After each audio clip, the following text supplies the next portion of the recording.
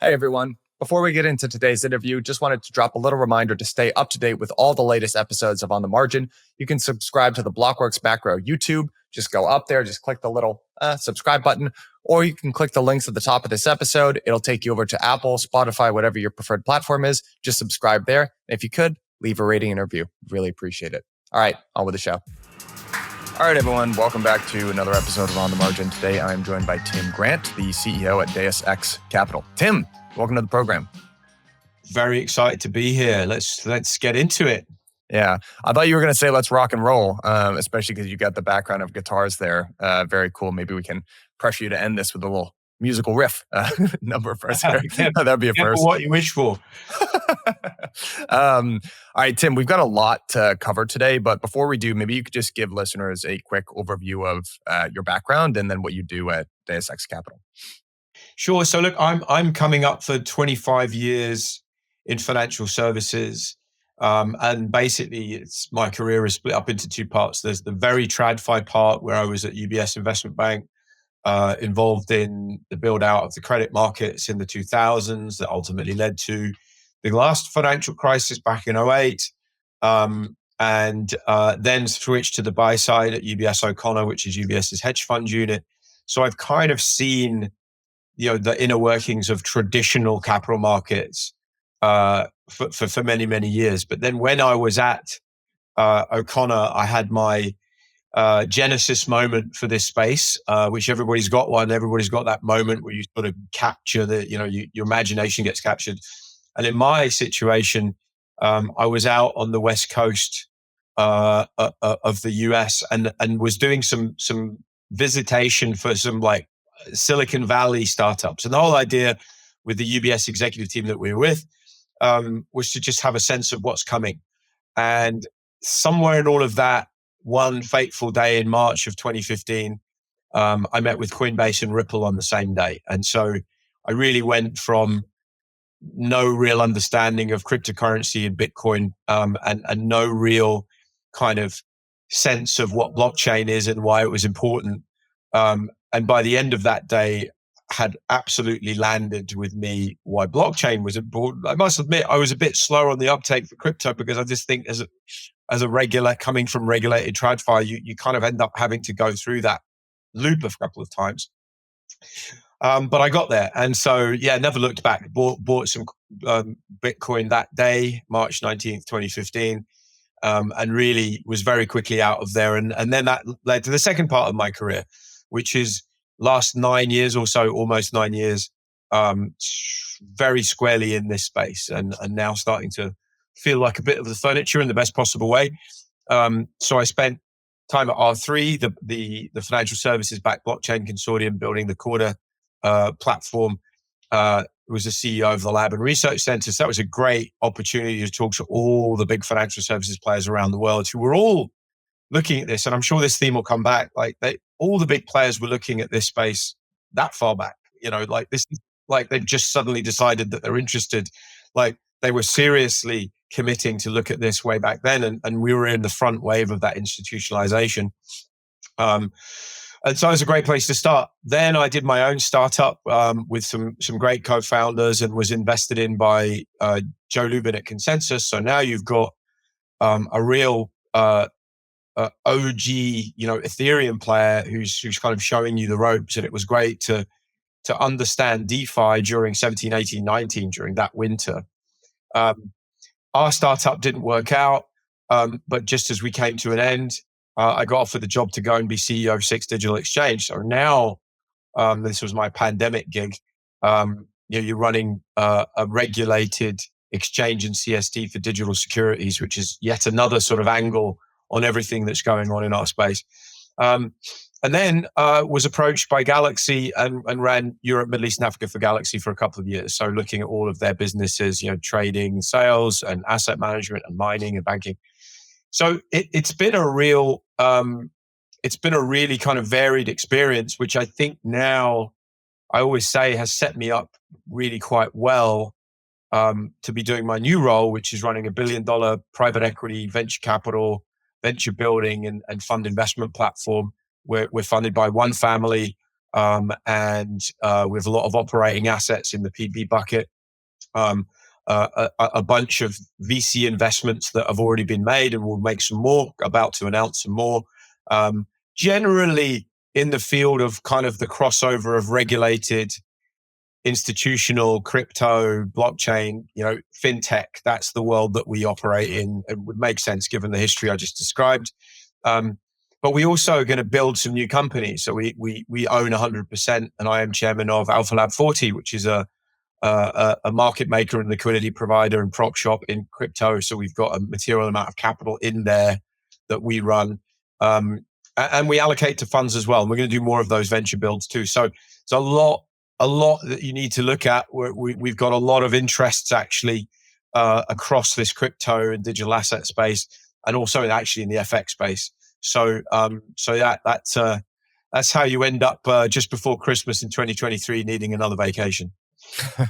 Well, that makes sense. You've got your fingers in a lot of different pots out there, and you and I are going to be together in March in London for DAS London. And one of the big themes of that conference has always been, how do you bridge the gap in between traditional finance and everything going on in the world of digital assets, crypto, et cetera. And you're in just a very unique seat to be able to opine on that a little more directly. So maybe to give listeners a little bit of a sense of what we're gonna be covering here, which is like kind of just even mentally, like how do crypto markets look very different from traditional markets? And maybe if you're coming at this more from a traditional market sort of seat, what should you understand, about digital assets and investing and building businesses that is just totally different. Next, I want to get a sense of kind of where are we in this particular moment in time? Obviously, Bitcoin, crypto, the entire market cap is up quite a bit this year. I actually just got off a phone call from a pretty big VC, that was kind of walking me through his experience raising right now. So I wanted to just get a sense of what institutional interest looks like, and maybe some of the macro factors that are driving crypto. And then finally wanted to get a sense of some of the stuff that you're looking at from your seat as an investor. But maybe to just take that from the top, like let's, maybe I'm sure you've had plenty of experience in your seat at Galaxy or elsewhere, kind of talking to a more traditional crowd about what it's like to invest in maybe liquid tokens directly or crypto assets or build businesses in crypto.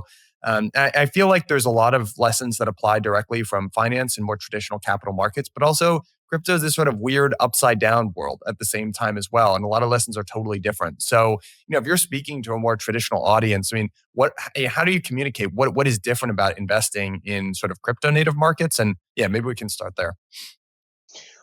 Well, look, it's interesting when you think back to where, for me, it all began, because I came back from that trip that I described earlier in the West Coast and came back to Dawn Fitzpatrick, who was running at the time, who now runs actually Soros's funds. And I said, Dawn, look, this is a space we need to look at. From a $6.5 billion multi-strat hedge fund, the only people who were already looking at this were people who were running positions with large payments processors like MasterCard and Visa and things like that. And they were already thinking in 2015, what could this mean for these businesses? Is there an element of potential disruption? And I think that's not a bad place to start the story. You do have to, as a traditional investor, think about the disruptive potential of any new technology. And the good news for me, I remember back then, was that it wasn't necessarily difficult intuitively for people to get their head around what blockchain could do, but people really choked on the crypto part. Like they really couldn't quite get their head around that. And in some respects, still very much the same. Like 8-9 years later, you've got this sort of this dissonance of sorts. And I think you just have to recognize that the vast majority of traditional financial services players are highly conservative and highly regulated. That's just the way it goes. There is plenty of unregulated businesses. FX is famously still unregulated in lots of areas, and it's no surprise that therefore FX players in the retail space really figured this one out early. And that's sort of, we've got to go back to basics here. It's like, sometimes I still find myself talking with traditional finance players, and you really just kind of like, am I banging my head against a brick wall? Like, it can't be that complicated for me to explain how this could be so dramatic and so impactful in building a faster, better, cheaper system for the future. So, we're always kind of up against that. And I will say the good news, and we'll talk. I suppose we'll talk a bit more about it in a minute. Like, we have now got a critical mass of belief, I think, in traditional finance. Certainly enough that the right people are at the table putting the right kind of commitment to things happening. And not a week goes by that you don't have one big announcement of some sort from someone somewhere in the world that they've made a big step, made a big commitment, put some money in, bought something, are going to build something. And so, that arc is going in the right direction. But I feel like we've still got some way to go. And if you're coming about it from a traditional finance perspective, you're always going to ask the same questions, and people do. You're conditioned to. You can't deny that by coming up into the big sell side houses or the hedge funds or the private equity houses, we're all conditioned to kind of see the world in a very particular way.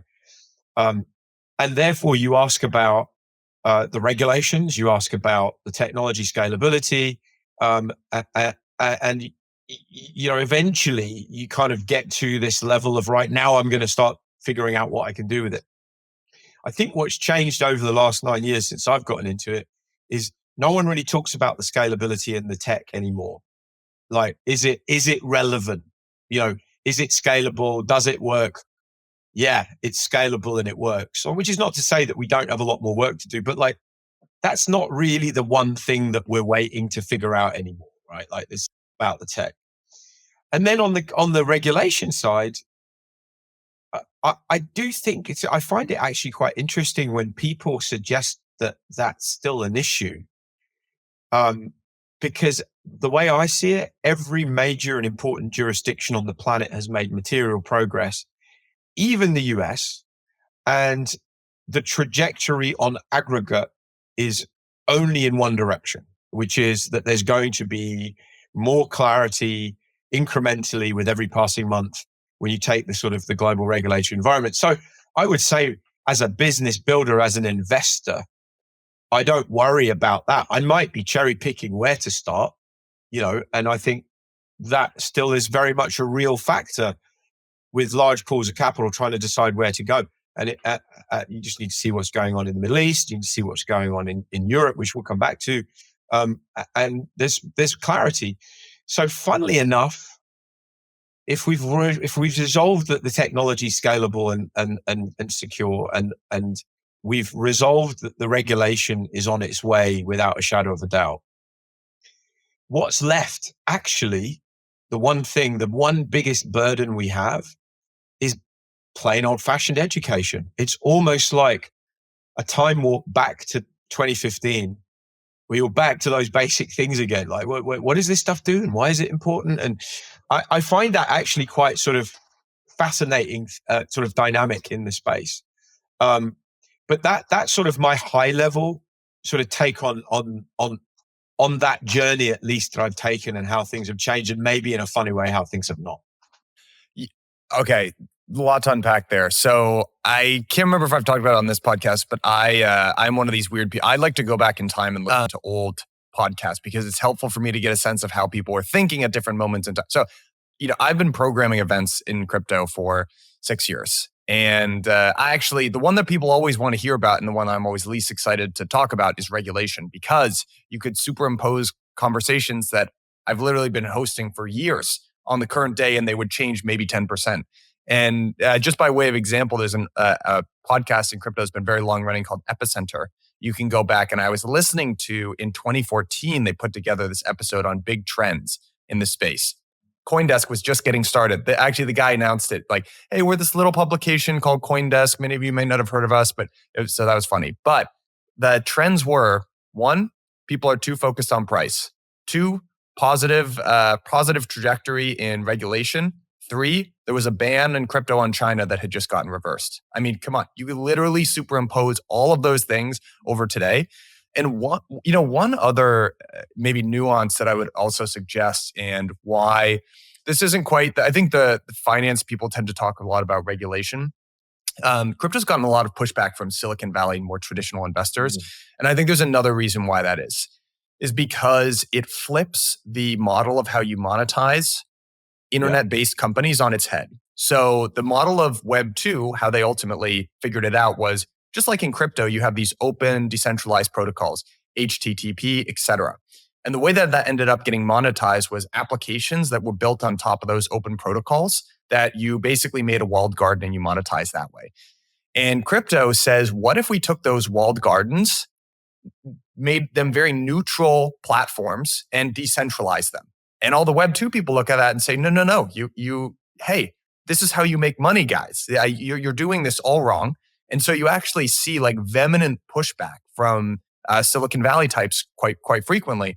And in a sense, they're right? You are sort of foregoing a profit center, but this is, at least in my sense, this is a new computing platform. And instead of asking like, hey, how can we, you should be focusing on what crypto can do better. Like don't directly compare Filecoin to Box, but instead focus on what Filecoin can do better. And it's by making it open and neutral and more flat, you just increase the total addressable market by a pretty wide margin. And I think that's a sort of nuance that gets missed as well. So crypto tries to solve problems very differently than internet companies have in the past. Well, I think you make a fantastic point, and the term that I've said over the years, it was initially mentioned by an academic who said to me one day, and it will drive me forever, like, value is generated at the intersection of previously walled gardens. Yeah. And I think the point you're making is exactly right. So we talk about financial services, and financial services itself is quite full of quite siloed stuff. Like, it's all very fixed incomes over here and equities over there, and never the twain shall meet. And we still talk about, in very traditional financial services, trying to bring down those barriers over time. And it's painful and it's going to be slow. And financial services is sort of the dirty secret of financial services is it really sucks at innovating. Like, it's just, you would very rarely point out financial services as players as being so innovative in sort of stepping out of the methods that they currently use and the paradigm that they currently use. Like, they're just not very good at it. Innovation seems new to finance, but innovation is as old as time itself, like that, since they started using tools in caves. So, like, it's funny. There's this bigger mental block that I believe exists in traditional financial services, which is always going to be, even if they're educated, an impediment to them leveraging these new tools. And it's partly ignorance, and it's partly the sort of preconceived views of the world. It's partly just because they're not trained to think that way. Now, you make a good point. Like, there are people who are trained to think that way, but even they got caught out in trying to assess how this set of tools would allow things to happen. Why? Because when they really looked into it, they realized that they like the walled garden kind of approach. Yeah. It's nice to be Facebook. It's nice to be Apple. It's nice to have, like, to not open these things out. And I think the theme we're getting to now has to be trying to help people look across to the other side of these walled gardens that they're in. So if I'm in financial services, I need to really understand what this term Web 2 and Web 3 means. Very few people will be able to have a coherent discussion about that in a financial services player. But but then it goes even further than that. And this is where we get into, TradFi, CFi, DeFi, all these different ways of describing factions. Like, I remember at one point it was public versus private, and then at one point before that it was who's got the best private one, and it was R3 versus IBM Hyperledger and other. And these things get interminably boring eventually, because no one's really talking about the real thing you should be talking about. It's like, what are we going to build that's better than what we had before? And that, I will say, that is something that we really spend a lot of time talking to people about. Like, in our investment thesis, which is really about the fourth industrial revolution, the confluence of new technologies, the inevitability of just a faster, better, cheaper system. How do we enable that in the part of it that we understand, which is financial services, right? That's basically our core thesis.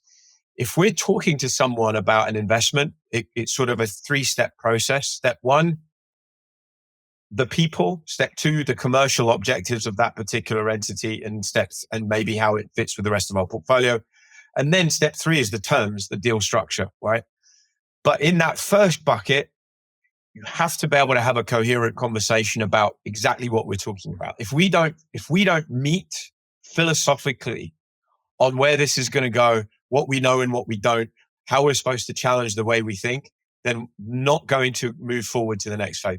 Can't invest in you, because to us, what's going to unlock the promise is a bunch of people thinking beyond and thinking across and trying to connect things and bust down those walled gardens and create that huge amount of value. So cracking point you make.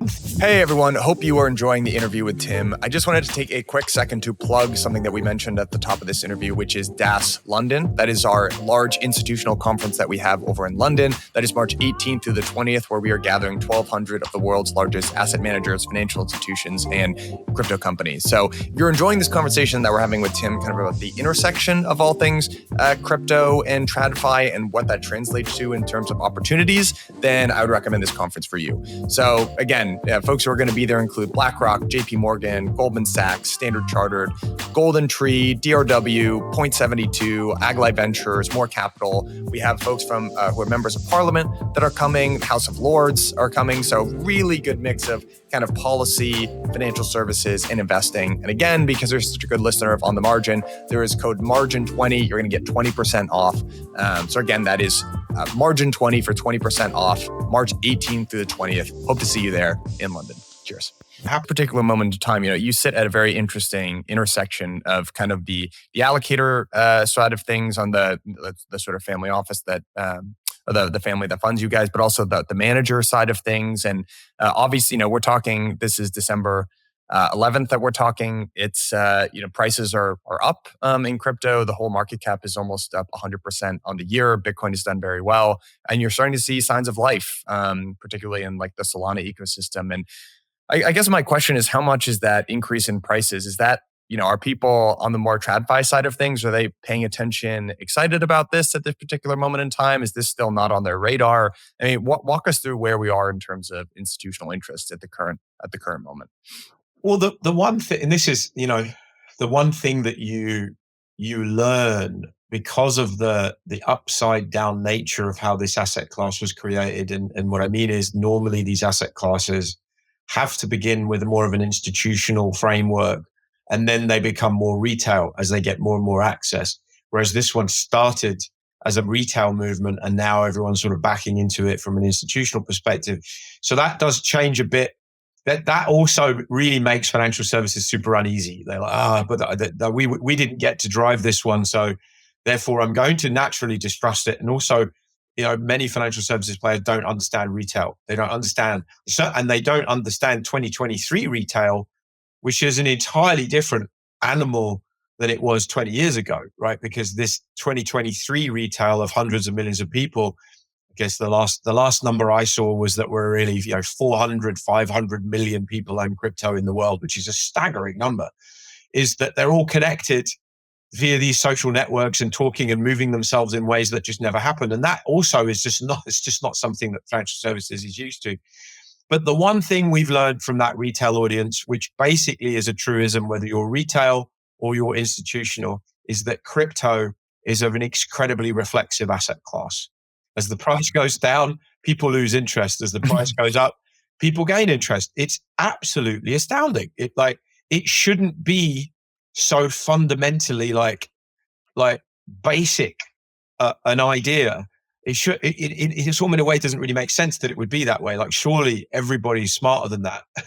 But actually, we're not. We just are not. And I am just like everybody else. I get more excited, and actually, the world at large is generally terrible traders. Well, that's just generally true. Like, trading is a very difficult discipline. There's a reason why I never became a trader, because I do not have the skills. I'm not that guy. I'm way too emotional. I'd hold on to my gains too long. I'd cut my losses. Probably I'd hold on to my losses way too long. And, it's all very, very difficult and emotional for just most people to become good traders. This is, I think, not difficult to sort of, to really prove that. So we do have this super basic primal prices going up, I'm getting more interested in it. And I guess what I'd say about this moment and this price action is it is playing out exactly as we talked about how it would play out, with the macro situation evolving and what we thought would happen as a result, and the then interest from the institutional players. Like, I remember talking about this a year and a half ago, 2 years ago at Galaxy and in the industry. Like, there's an inevitable people getting off the sidelines, liquidity gets drained out, nobody's getting involved. And then suddenly we start to see the green shoots of inflation being under control, the green shoots of a rate reduction story, and all the other geopolitical stuff that's going on. Like, you put it all together, and it starts to feel a little bit like we're on the right track. And the first asset to go was always going to be crypto. It was always going to be the one thing. And it's played out like a dream. It's played out exactly like that. And it's no more complicated than that. Like, nobody needs to overthink this one. That was bound to happen. This is a high beta asset. It's a high volatility asset. Therefore, it will go down more on the downside and up more on the upside. There's plenty of academic theory and empirical theory to support that, regardless of the asset class. So the good news is it's kind of playing out as we expected. Now, the corollary, though, and this is the part that we see, and I think we have a kind of a window into in our seat, because we do have, asset management assets, wealth management assets, banking assets, payment rail assets, trading assets. We invest in people who do investing, right? Like, so it's kind of all of the above. The things that you'd want to see happen now are all happening. So what would that be? In no particular order. Be like, right, well, there's a slowly pick up in the traditional hedge fund community getting involved in Bitcoin in particular as a macro asset class. So that means, yes, no wonder BlackRock really wants to get an ETF out there, because that will be used as a macro hedging asset. That will be used in significant volume as a macro trading asset for the traditional community. We're starting to see the crypto natives who survived get more interest from allocators. Like, Yep. all the big guys that I've talked to in the last few weeks, and we're all saying the same thing. Like the interest is picking up. You're getting the big traditional players with the big wealth management assets. And by the way, this is one of the areas that I think people just haven't really cottoned onto. Like, there's trillions and trillions of wealth being managed by UBS, Morgan Stanley, Bank of America, insert the top 10. Like, that is an enormous amount of client money that if 1% of that wanted to get into this space, it's going to move the needle by like a lot, right? That's happening. Mm-hmm. I that's such a critical point, and maybe we could get into something that you and I were talking a little bit about, before we get into the show. Actually, one just to comment on your point that the reflexivity of crypto, when price is down, people don't want it. When prices go up, people want it. I've found that just so viscerally experienced that so many times. It's just so funny, and I've also been the person I'm also a person like that happens to me as well. And I do think it's not necessarily a crypto native thing. Like, this is the reason why the magazine cover indicator works, right? Like, bonds are down 60%. And this is why investing is hard, because at the bottom, no one's telling you, hey, it's probably the bottom and you should buy. People are telling you it's going to zero, and they're screaming it at you. And it's the same thing at the top. Oh, it's been going up forever. And crypto just, 10X is that, because it moves up and down so fast. But also, I think the reason is most people, when they buy crypto, they haven't fully bought in yet. They just see it going up a lot. They just think other people are getting rich, and they kind of close their eyes and like push the button, and they never really buy in. And people that stick around for multiple cycles end up gaining the conviction to like invest in it and make it a part of their business or their life or whatever. But I want to talk to you about the implications of the ETF, because I feel so we're, again, recording this on the 11th. We are less than, I believe, 30 days out for the January period of time where the iShares ETF, would be approved. And Yeah, I would just love to. That feels like just such a critical catalyst. I believe the Winklevoss brothers, Tyler and Cameron, they first filed for Bitcoin ETF back in might be 2013. I think we might be a full decade out. Obviously, we've been waiting for this for a long time as an industry. It's not guaranteed that this is going to pass. I think the general expectation at this point is that it will pass. And there's been a lot of talk about, is this a buy the rumor, sell the news? If it does end up getting passed, what is the risk of it not getting passed? I mean, Tim, can you just kind of walk us through, how you're thinking about the ETF and maybe more importantly, what comes after the ETF if it gets approved? If you really think about it, you do have to ask yourself the question, why is everyone so singularly obsessed with this one thing in one jurisdiction on one subset that and it's worth thinking about, because it turns out the answer is very different depending on who you are and how you operate in the space. Sure, the one thing we can all kind of recognize is that therefore means the US government, one way or another, has made a pretty big step and a pretty big statement that it's more comfortable with the asset class. And sure, you cannot deny how important that is. But there is a practical reality of kind of what happens next and why that's important. And I do think like the whole thing is about what's going to bring the incremental net new money into the space. That incremental net new money is primarily going to come from large wealth management networks, which hitherto have generally been very reluctant to get involved. If I'm a client of UBS Wealth Management, which I think might be the biggest now, or it's them and Morgan Stanley between, I can't remember which way around it is. Either way, you're talking about trillions that they manage. This isn't a small amount of money. They've pretty much been stonewalling their clients for the last few years. And the funny thing is, those are the clients that tend to be the most switched on. They're the ones that will get the news that this is a new asset class and will be hunting for this because they've got an aptitude for establishing where there are opportunities in the space. And they've been stonewalled for years, year after year. Sorry, can't do that here. And they've been forced to go and do it if they really wanted to somewhere else. And sometimes that's a good place to go, and sometimes it's a less good place to go. But that's the reality.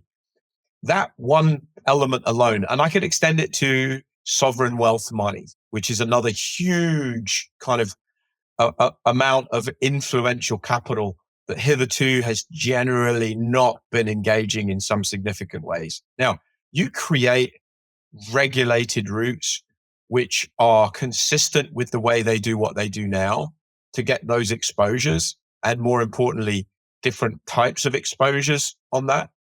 And watch how quickly you're going to see the wealth management networks, that other wall of institutional money, the sovereign wealth, but also just generally the broader sort of institutional asset management beyond wealth management. That money, that's a lot. That's the next few trillion of investment that could come into this over the next few years. Therefore, that's why BTC ETF in the US is so very important. Are we really excited about the influx of capital into that ETF? With the best will in the world, it can only get so big. Like, that isn't it. That isn't the thing that's going to do it. It's the next thing, right? Which is, right, well, we've got that now. Other jurisdictions will take note. That starts to open up more broadly. Secondly, the ETFs start to get more interesting and more complicated and more nuanced. We've already seen this play out in Switzerland and Germany, and those are jurisdictions that have a pretty open view, and they've got ETPs, if not classic ETFs. You start to see with single name, you get into multiple name, then you get dynamic ones. That brings in more institutional money. The next thing that happens is structured products. Like, this is something I feel particularly strongly about, because the mechanism that most traditional wealth management players will give their customers the ability to play a market is through structured products. It's through these payoff functions that are put into bankable securities that you can buy, and I put it in my brokerage account and it pays off. And that is a multi-trillion-dollar a year market today that really has not in any way, shape, or form hit crypto. There are bit players around the world that will offer that, but they are not the big wealth management networks. So if we get the ETF, we then kind of get the next step to more complicated ETFs. That always leads from passive to more active products. Then you've got your 2 in 20 hedge fund products. Then you've got your structured products. Now we're starting to see where all of that money could go. And it's all, by the way, and this is the sometimes the really tricky tautology that we all end up in. And I'll put it all under the sort of banner of convergence, is like, we're going to need the traditional system and we're going to need the new system, and they're going to have to figure out how to meld into the brand new system. Like, there is no world in which TradFi exists as it exists and there's an alternative second system over here. There is a world in which that will converge to create the new system, and it will be better. It will undoubtedly be better than the one we had before. But when we get to that point and people stop thinking about, well, I'm going to be really defensive and say everything needs to be centralized. Well, that's not going to work. Same over here in traditional finance. Well, none of that DeFi stuff's ever going to work. Well, in which case you're a dinosaur and you're going out of business. The people who really get it right will take the best of both worlds and sort of allow for this to evolve. And ultimately, if you give these big institutional pools of capital the ability to get in, and while the price action will continue to do what it's doing, that's going to be the transformative element. The retail did its job years ago and over the last few years. Now we need the institutional machine to kick in, and Bitcoin ETF is really the big sort of starting gun for that. One thing I've been beating the drum on this RIA thing forever. Trillions of dollars worth of wealth in the US alone are in RIAs. There is a very structural reason why they can't recommend Bitcoin, because they have partnerships with the big brokerages, the Charles Schwabs and the E-Trades of the world. And if I don't have my assets on the platform, I'm not getting my AUM, 80 bips or whatever RIAs charge these days. And instead, now that I have a Bitcoin ETF, I can actually recommend that you buy Bitcoin and I'm getting comped on it. And there's just a million little things like this that actually end up, that are big in terms of flows, but it's really big in terms of narrative as well.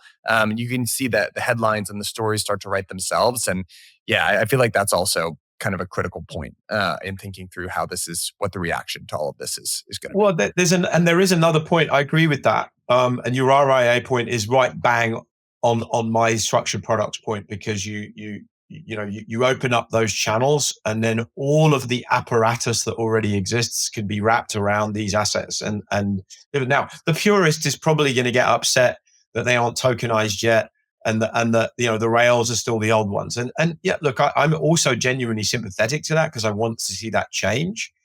But at the end of the day, I think that's the order of business. It's like wrap it in the traditional kind of world, and then disrupt that by offering the underlying blockchain technology as a new mechanism for all the rails. And that's a lot of work is being done on that, by traditional players.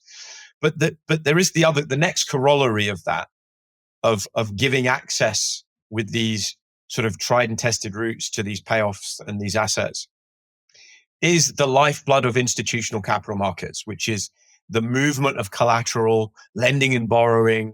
Like, that very quickly becomes something that also drags more players in. If I can own an ETF on Bitcoin and I can use that in a traditional way as collateral to borrow, or I get into the repo markets, or I get into the prime services markets where I'm allowing hedge funds to get leverage.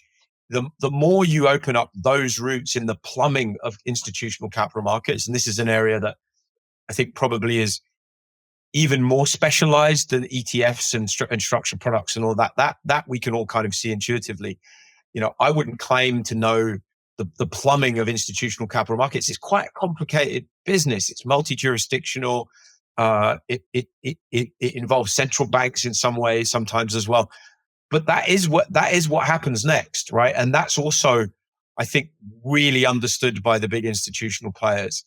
So when we are looking at investment opportunities at the moment, we want to find those businesses that are thinking along the lines of 2-3 years from now, when institutional like capital markets and the sort of the lifeblood of capital distribution, lending and borrowing liquidity starts to involve crypto more in a more meaningful way, I'm going to be there to be able to do things with it. We love those businesses because now we're talking about a transformation. What's going on, everybody? Thank you for listening to On the Margin. I just wanted to take a quick moment to let you know about a very special offer that we have coming out of Blockworks Research. Now, many of you will probably be familiar with our platform, but Blockworks Research is the most blue chip spot to get research, data, governance, models, and a whole lot more about the leading DeFi protocols in the space. I've leaned on our analysts time and time again to explain complicated concepts going on in DeFi to me like I'm 5 years old. They can do the same for you. If you invest in DeFi or are just interested in it, it is an absolute no-brainer. As a listener of On the Margin, and to say thank you all for listening to the show, you can use Margin 10 for a 10% discount, and that gives you access to everything, which would be weekly in-depth reports, live data, all of that good stuff. So again, that's code Margin 10 for a 10% discount. Link is in the show notes. Sign up now. Thank you later. Yeah.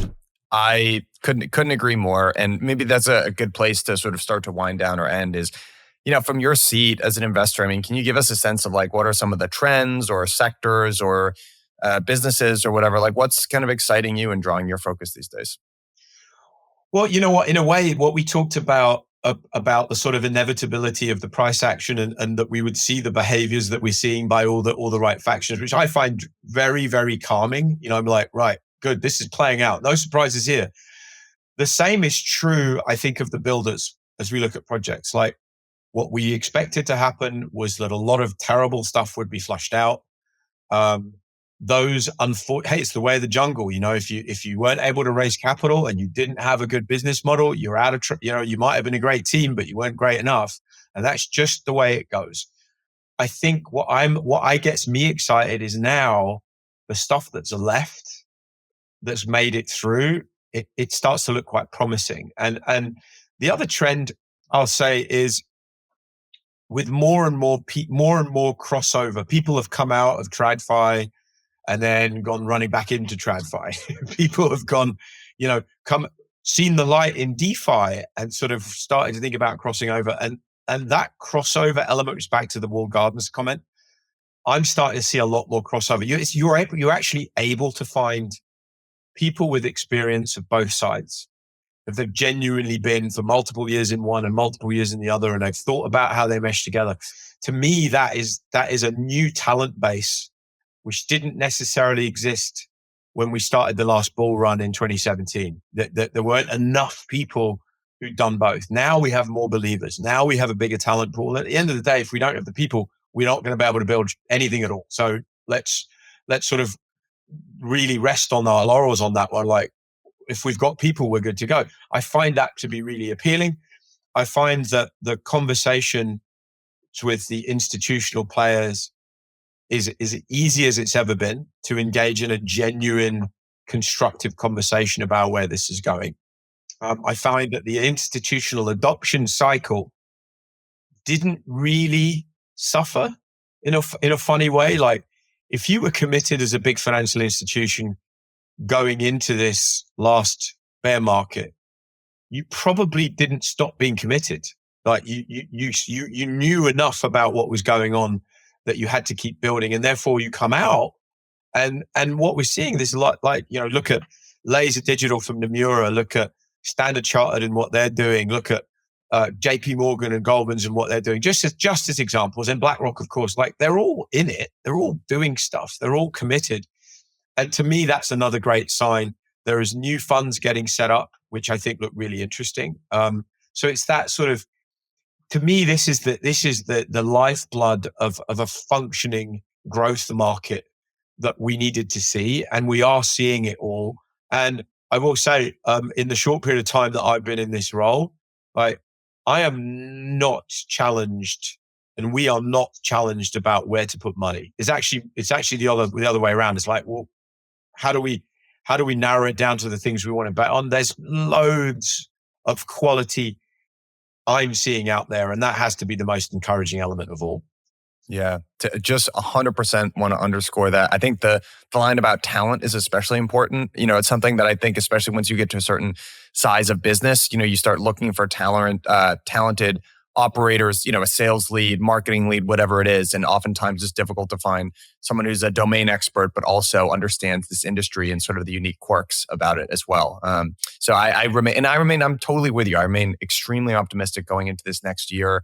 And like all those, we should bookmark this and actually go back as a fun thought exercise, because we'll be together in March, and actually Standard Chartered and Blackrock, JP Morgan, all those guys are going to be there too. So, I am very curious. I think even now, you and I talking, you're saying there's a bunch of opportunities and it feels like it's, quickening up. I bet even by March, it's going to feel like a completely different moment in time as well. It is likely. Tim, this has been just a ton of fun. If folks want to find out more about you, follow the work that you're doing at, Deus Capital or on Twitter, whatever it is, like what's the best way to do that? Yeah, you know what? I somehow the Twitterati has sort of passed me by. I don't know why. I'm not against social media, but so I tend to live my life on LinkedIn actually. And these days I think there's somewhere upwards of 18 or 19,000 people on there who follow me. So look, that's where I'm going to be really putting most of the things in terms of commentary on what we're doing and what we believe. I am actually. I'm going to start writing a little bit more and start actually putting some of these joined up thoughts out there, and some of that hopefully with your colleagues, as you might know. And then look, I did I did do a pretty decent job of being on the conference circuit this quarter. I'm probably with one or two exceptions, including of course your event in London, going to keep a lower profile with those actually and focus on the building and the doing. But those if you see me popping up at an event, that's probably a good place to come and kind of get the ideas. So yeah, follow me on LinkedIn, please. That's the best way. Yeah, and you're very humble, so I'll say this for you as well. Tim is an incredibly sharp guy, as you've just heard this last hour, and has a very unique sort of insight at the intersection of crypto and macro. So if you're in London or planning on doing any traveling, come and meet him in person. So Tim, appreciate you and the time as always. This was a lot of fun. We'll have to do it again sometime soon. Really appreciate it as well. Always a pleasure. We should do it again, and we'll look back on this one and see whether we were horrifically right or horrifically wrong. Yeah. All right. 50-50. All right. Talk to you soon. Rock and roll. All right, everyone. Thank you for tuning into that great interview with Michael. Just as a reminder, I know I've mentioned it a couple times throughout this interview, but Michael is going to be with us in person at our Institutional Digital Assets Conference, DAS London. That is March 18th through the 20th in London. Michael is going to be joining us talking about liquidity, inflation, monetary hedges like gold and Bitcoin. There are going to be many of the On the Margin interviewees from the past and a lot of the big institutions, the Blackrocks, the Goldmans, et cetera. So if you're into digital assets and if you're into the type of content that we just covered today, I highly recommend that you go. There is a code MARGIN20, which is going to get you a 20% discount on tickets because you're such a loyal listener. And I appreciate you and just genuinely want to see you in person in London. So thanks very much. Hopefully see you in London, March 18th through the 20th. And again, use code MARGIN20.